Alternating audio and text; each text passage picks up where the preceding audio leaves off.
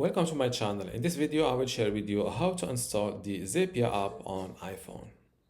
So step one, open the App Store on your iPhone, which is this blue icon. First, you will land on this home page of the App Store to search for the Zapya app. Click on this search icon, and then here type Zapya like this, and click on it on the top. And this is the official Zapya file sharing app.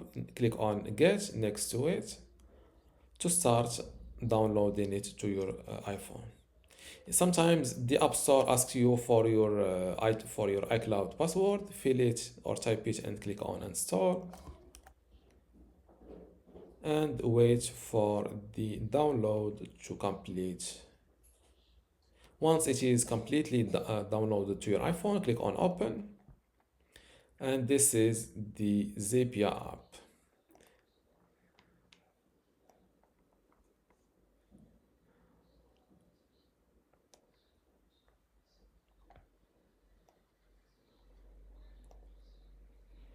And this is the Zapya app and this is how to install the Zapya app on your iPhone.